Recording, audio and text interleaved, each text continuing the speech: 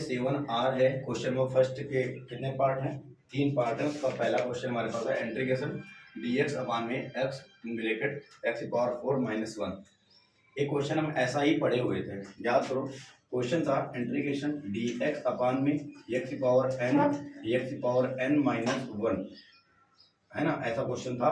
और इसका तुम्हें समाकल करना था। तो हमने क्या किया था, अंश और हर में किससे गुणा किया था? x की पावर n माइनस 1 से गुणा किया था। इसका मतलब ये हुआ, इस फार्मूले क्वेश्चन से हम ये सीख सकते हैं कि जितनी भी घात होती है अंदर, उससे हम एक कम का ऊपर नीचे अंश में गुणा करते हैं। n माइनस 1 का मतलब, यहाँ पर n है, n माइनस 1 का मतलब होता है एक कम। भाई जिस भी संख्या से माइनस 1 करेंगे उससे एक कम, तो जितना भी अंदर हो उससे एक कम से हम गुणा करते हैं। यहाँ पर x था, यहाँ पर x था ना, तो यहाँ पर हम क्या करते हैं, एक कम से गुणा करते हैं। वो अंश और हर में क्वेश्चन लग जाता है। तो यहाँ पर अंदर यही क्वेश्चन इसके तरीके लग रहा था। तो हमने देखा अंदर हमारे पास x की घात कितनी थी? 4, तो उससे एक कम क्या होगी? x की घात 3। तो x की घात 3 से अंश तथा हर में हमने क्या कर दिया? गुणा कर दिया। तो इंटीग्रेशन x ऊपर x की घात 3 और dx में x की पावर 4। यहाँ क्यों हो गया? क्योंकि x क्यूब का जब हम x में मल्टीप्लाई कराएंगे तो x की पावर 4 हो जाएगा। अब ब्रैकेट में x की पावर 4 माइनस 1 वैसे ही है और dx हमारे पास लिखा ही हुआ। अब उसको बाद हमने क्या किया था, इस अंदर वाले ब्रैकेट को हमने t माना हुआ था, जिससे ऊपर x की पावर जो हमारे पास n माइनस 1 था वो कट गया था। तो यहाँ पर हमने x की power 4 minus 1 equal to t माना। तो यहाँ से हमने पहले और x की पावर 4 का भी मान निकाल लिया। तो x की पावर 4 का मान क्या होगा? ये माइनस 1 उधर जाएगा तो प्लस 1, तो t प्लस 1 हो जाएगा। तो x की पावर 4 का मान भी निकला है और माना हुआ है। Differentiation with respect to x के रिस्पेक्ट में डिफरेंशिएशन कर दिया। तो बताओ x पावर 4 का डिफरेंशिएशन क्या होगा? 4x cube. 4 आगे आ जाएगा, एक पावर कम हो जाएगी, 1 का 0 हो जाएगा, तो dx इक्वल टू dt हो जाएगा। यहाँ से x क्यूब dx निकालना है तो 4 डिवाइड में जाएगा, तो x cube dx equal to divide में गया 1/4 dt हो गया। तो वैल्यू पुट कर देते हैं, चलो ठीक है। यहाँ पर इंटीग्रेशन 1/4 तो बाहर आ जाएगा, dx की जगह पर क्या रख दिया हमने? dt रख दिया, क्योंकि हमारे पास 1/4 का यहाँ देखो, सॉरी यहाँ x क्यूब dx क्या लिखेंगे वहां पर? 1/4 dt, 1/4 बाहर आया, dt लिख दिया, अपान में x पावर 4 की जगह पर t plus 1, x power 4 minus 1 की जगह पर t। ठीक है, ये x पावर 4 माइनस 1 की जगह t। अब यहाँ पर ये क्वेश्चन आंशिक भिन्न से बना। आंशिक भिन्न का क्वेश्चन हम लोग कैसे करते हैं? पहला ब्रैकेट a के बटे में प्लस दूसरा ब्रैकेट जो भी है वो b के बटे में। तो दूसरे में t था केवल पहले, फिर हम क्या करेंगे, यहाँ पर हमने एलसीएम लेके हल किया। एलसीएम लेके कैसे होता है कि दोनों डिनोमिनेटर कैंसिल हो जाते हैं। मैंने पहले ही ऑलरेडी बताया हुआ है, सबको लोग समझ चुके हो। इधर इसका गुणा क्या है? dt का 1 है, बराबर एक गुणा में हो जाएगा t और प्लस b के गुणा में हो जाएगा t प्लस 1। अब हम बारी बारी से एक एक ब्रैकेट को जीरो करेंगे। पहले हम t बराबर 0 करेंगे, तो जब हम t बराबर 0 कर देंगे तो इधर से तो मिलेगा 1, और t बराबर 0 करने भी पूरा हो गया 0।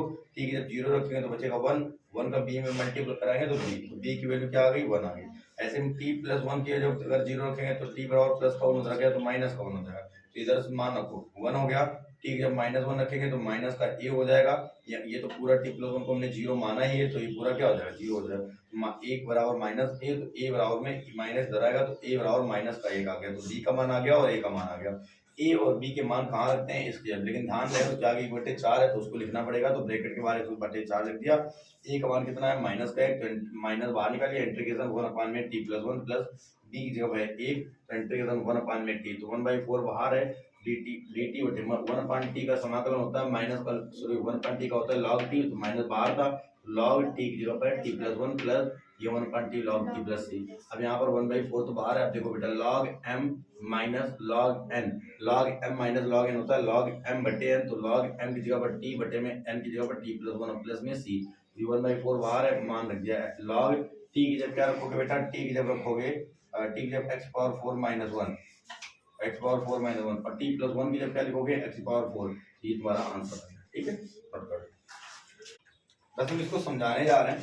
क्वेश्चन नंबर जो सेकेंड है उसको तुम घर में आराम से लगा लोगे। हम समझा ये रहे हैं कि अभी मैंने बताया था कि इसका रूल क्या होता है, इस ऐसे क्वेश्चनों को लगाने का रूल क्या होता है। रूल ये होता है कि अगर कभी भी इस तरीके क्वेश्चन दिया गया हो, जैसे इसके पहले भी दिया गया होता कि ब्रैकेट के बाहर x है, ब्रैकेट के अंदर कुछ भी पावर में है, प्लस 1 है, कभी माइनस 1 है, कुछ भी, तो x की पावर जितनी होती है उससे जस्ट एक कम करके हम ऊपर नीचे क्या कर देते हैं? गुणा कर देते हैं। यहाँ पर x की घात कितनी? 3/2, उससे एक कम करेंगे तो 3 माइनस 2 एक कम 2/2, तो कितना आएगा? 1/2। तो हम क्या करेंगे? x की घात 1/2 से ऊपर गुणा कर देंगे और नीचे गुणा कर देंगे। एक्स घात 1/2 से ऊपर और नीचे गुणा कर देंगे। तो हम ऊपर गुणा करेंगे तो ये आ जाएगा एक्स घात 1/2 और डी एक्स बटे में जब यहाँ पर गुणा कराएंगे तो एक्स घात 1/2 पहले थी और गुणा में एक्स हो जाएगा, इसके बाद 1 और 1/2 जुड़ेगी तो 3/2 हो जाएगा और यहाँ पर आ जाएगा एक्स घात 3/2 प्लस 1। अब इस अंदर वाले को क्या मान लोगे, टी मान लोगे। तो वहां से जब टी मानोगे तो फिर जो अवकलन करोगे तो ये ऊपर वाला आ जाएगा, है ना। और वहीं से x की पावर 3/2 का मान निकाल लेना। कैसे, x की पावर 3/2 और प्लस 1 बराबर तुम क्या मानोगे, t मानोगे, है ना। हम बता सकते थे इतनी देर में, तुम्हें बता देते, कोई दिक्कत नहीं थी, लेकिन हम इसलिए छोड़ रहे हैं तुम्हें कोशिश करनी पड़े।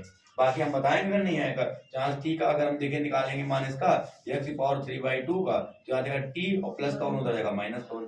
मतलब इस जगह पे तुम लिख सकते हो कितना, t -1 लिख सकते हो। इसको तो तुम t मानोगे वो लिख सकते हो। बचा हमारे पास ऊपर वाला, तो जब तुम इसको t मानोगे तो जब इसका अवकलन करोगे तो 3/2 आगे आएगा तो x की पावर 3/2 जिस पावर में जितना होता है उससे कम हो जाता है और dx बराबर में क्या हो जाएगा, dt हो जाएगा। तो हमारे पास आ जाएगा 3/2 x पावर 2 एकम 2 मतलब 1/2 बचेगा और dx बराबर में dt। हमें ऊपर चाहिए क्या, केवल x की पावर 1/2 dx चाहिए। ये क्या, ये इतना चाहिए, ये उधर चला जाएगा तो x की पावर 1/2 dx बराबर 2 ऊपर बटे चला जाएगा और 3 बटे में आ जाएगा और dt। मतलब अब तुम इसके बाद करना है ये 2/3 बाहर निकाले ना, ऊपर हो जाएगा dt, आंशिक भिन्न से a के बटे में आएगा, b के बटे में आएगा और कर लो, ठीक है। तो ऐसे ही सी वाला क्वेश्चन अभी नोट नहीं करवा रहे हैं, ये तुम्हें खुद करना है क्योंकि हमने पहला क्वेश्चन तुम्हें करवा दिया ऑलरेडी। अब ऐसे ही तुम्हारा सी नंबर देख लेते हैं। चलो क्वेश्चन नंबर सी में तुम्हारे पास क्या दिया गया, इसी के सी dx अपान में x और x स्क्वायर प्लस 1 का होल क्यूब। अब बताओ तुमसे कहें बताओ बेटा इसमें किसका गुणा करेंगे ऊपर नीचे, नहीं ऐसे ही करो, बोलो करना करो, किसका गुणा कराएंगे, x का ऊपर गुणा कराएंगे तो ऊपर हो जाएगा x और नीचे हो जाएगा x स्क्वायर और हो जाएगा x स्क्वायर प्लस 1 का होल और अगर हम मान लें कि अब माना कि x स्क्वायर प्लस 1 बराबर में t अवकलन करेंगे तो x स्क्वायर का 2x और ये 1 का 0 तो dx बराबर dt। हम ऊपर क्या चाहिए x dx, तो x dx बराबर क्या आ जाएगा 1/2 dt।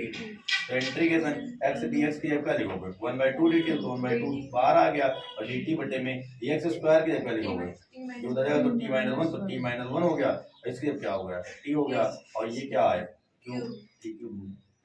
अब उसके बाद a और b के बटे में करते हैं। तो तुम सोच रहे हो कि यहाँ पर क्यूब है हम क्या करें, अच्छा तो ऐसा कर सकते हो मल्टीपल करा लो। अगर हम मल्टीपल कराएं नहीं ऐसे ऐसे डायरेक्ट नहीं होगा, होल स्क्वायर क्या है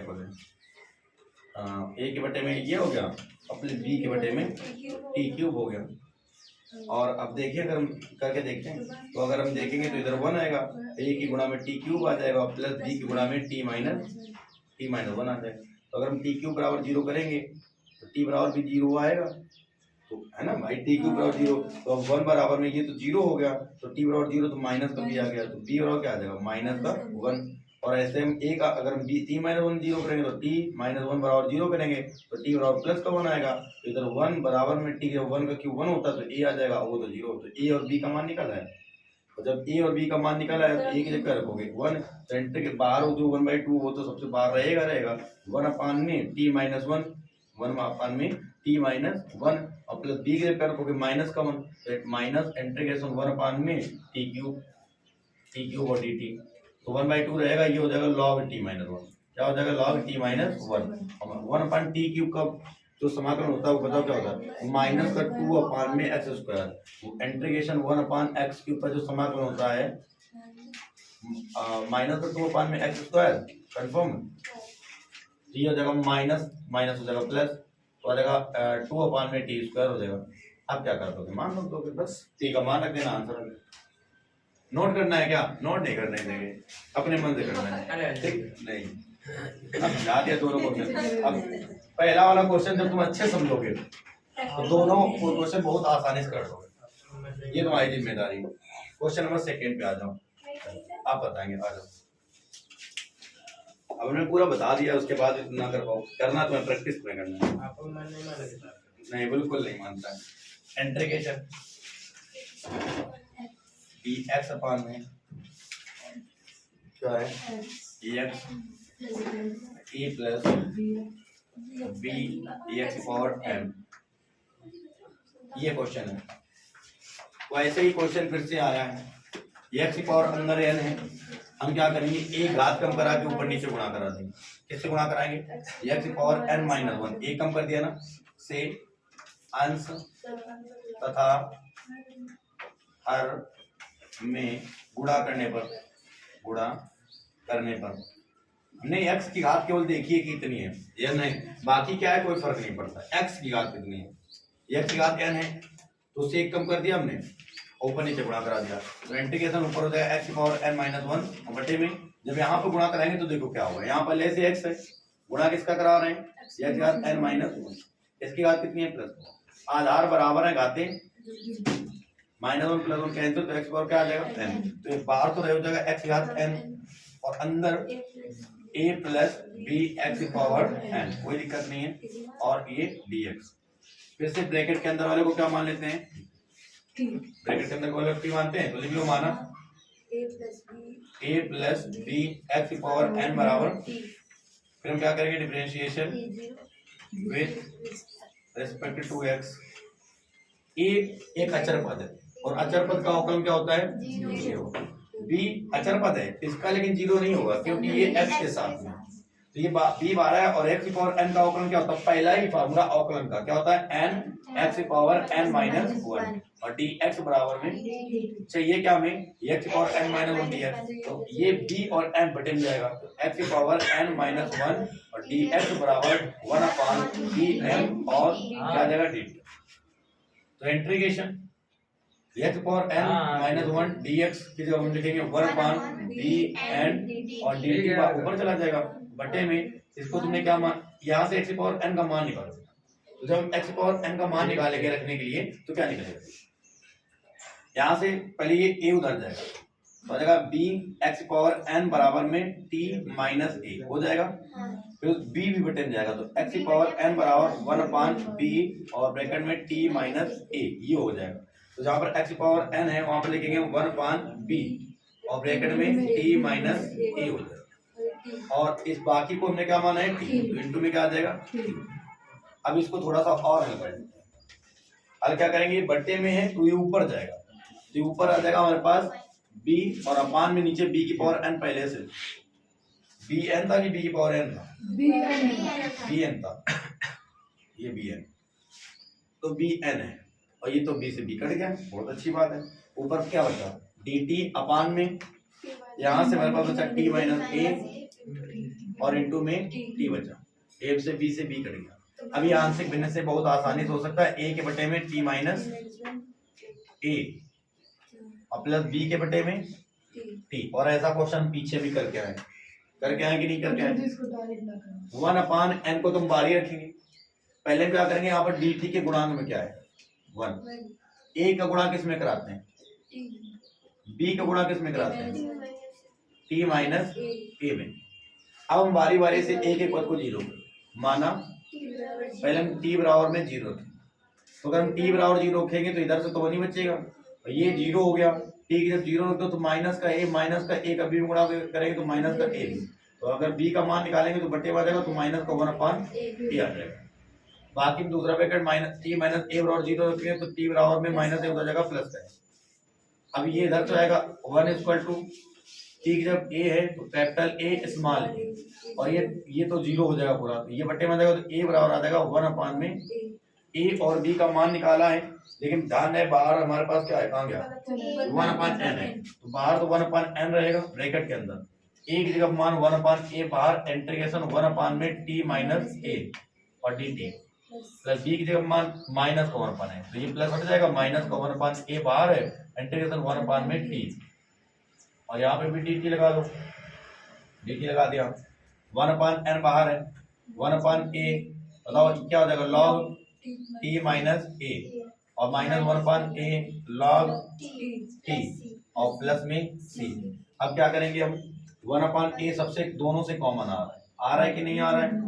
आ रहा है ना, तो वन अपान ए दोनों से कॉमन ले लो, तो वन अपान ए अगर नीचे आएगा तो ए एन आ जाएगा, हमारे पास बचेगा लॉग टी माइनस ए और माइनस लॉग ए और प्लस में सी 1/a n। फार्मूला क्या बना, log m minus log n, log m minus log n, log m बटे में n और प्लस में सी। अब टी का मान रखो 1/a n लॉग टी के क्या मान रखेंगे हम, टी की जगह मान a plus B X for N, a plus B X for N minus का a बटे में फिर से टी की जगह पर a plus B X power n और प्लस में c, यहाँ से minus a plus a 1/a n log B X power n upon में a plus B X power n और प्लस में।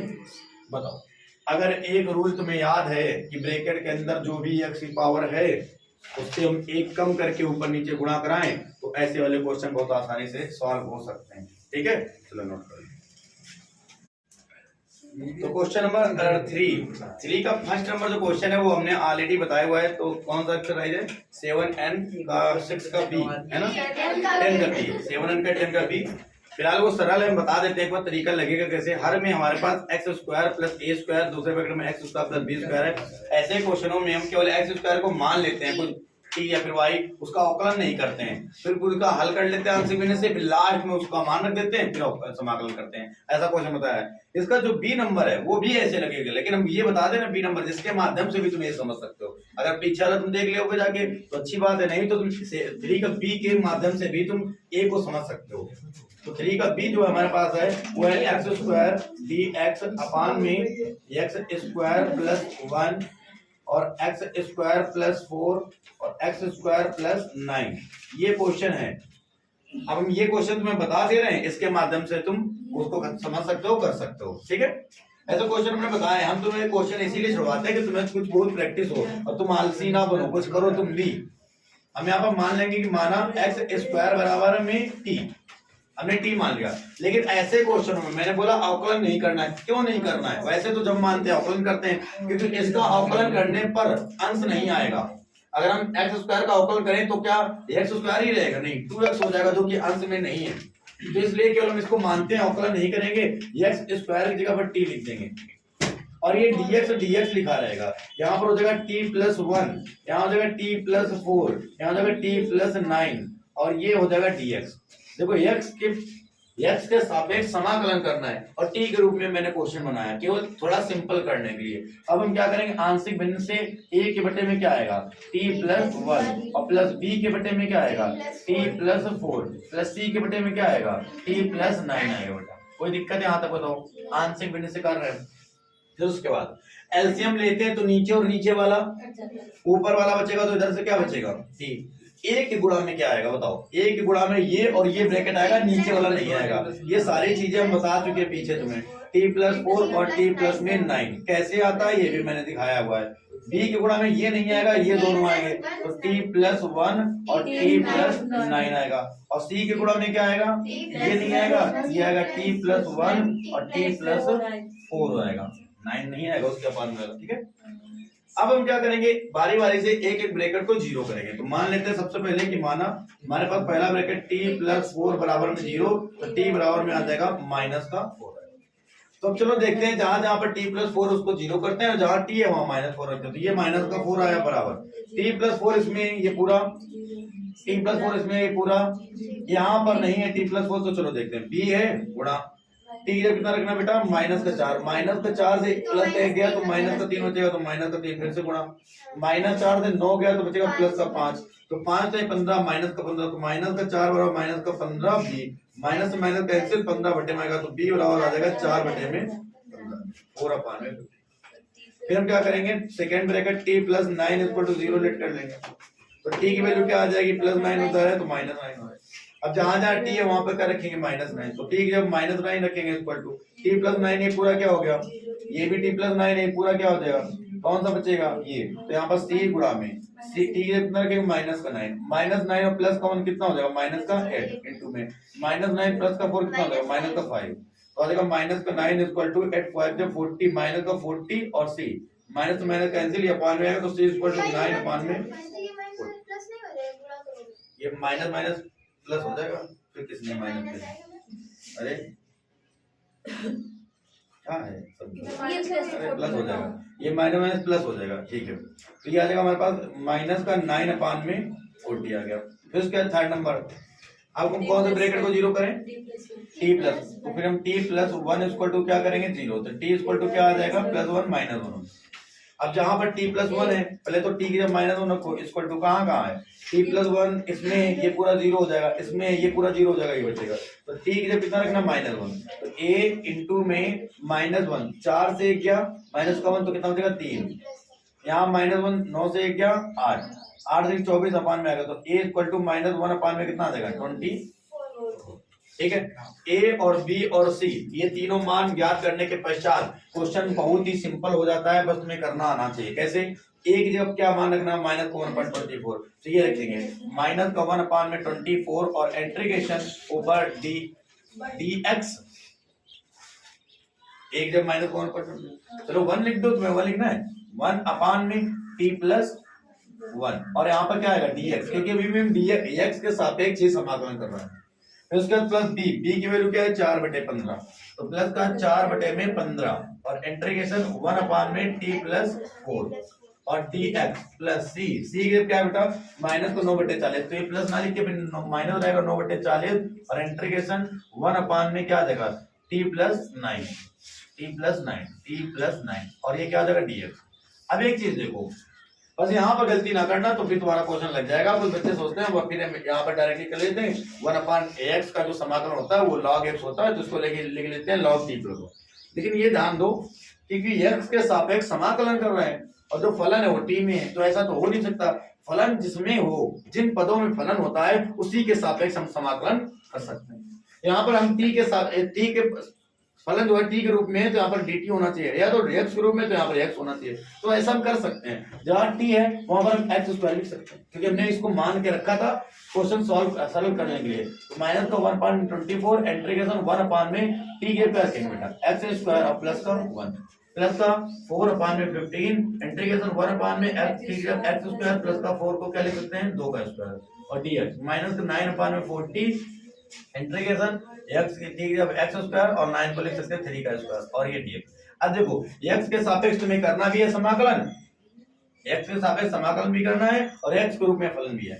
फार्मूला कौन सा लगने जा रहा है, यहाँ तो tan इनवर्स x का लग जाएगा, यहाँ क्या लगेगा, और यहाँ दोनों सेम लगेगा। फार्मूला कौन सा लगेगा वो लिख दे रहे हैं, फार्मूला लगेगा इंटीग्रेशन 1 में x² प्लस का a² dx इक्वल टू होता है 1/a tan इनवर्स x/a। अब ये देखेंगे यहाँ से हमारे पास माइनस का 1/24, इसका तो tan इनवर्स x होगा, तो tan इनवर्स x हो जाएगा, प्लस का 4/15 इंटू में 1/a, a की जगह पर 2 तो 1/2 tan इनवर्स x/a, तो x की जगह पर x अपान में कितना 2, फिर उसके बाद प्लस माइनस का 9/40 और फिर से 1/a 1/3 tan इनवर्स x/a, तो x/3 और प्लस में कितना 6। अब इसको सही करके लिख लेते हैं, कुछ कट पिट रहा है तो काट देंगे। 2 एकम 2, 2 दूना 4, 3 एकम 3, 3 त्रिका, जो कट रहा था उसको हमने क्या कर दिया है, काट दिया है। मेरा एक थर्ड मार्क क्या आएगा, माइनस का 1/24 tan inverse x plus 2/15 tan inverse x/2 minus 3/40 tan inverse x/3 और प्लस में। ये सिंपल था क्वेश्चन। ऐसे ही क्वेश्चन तुम्हें इसका फर्स्ट वाला कर लेना है। अगर वहां ना जाना चाहो तो 7n में चले जाओ, क्वेश्चन 10 का देख लो, आंसर तुम्हारा आ जाए। ठीक है।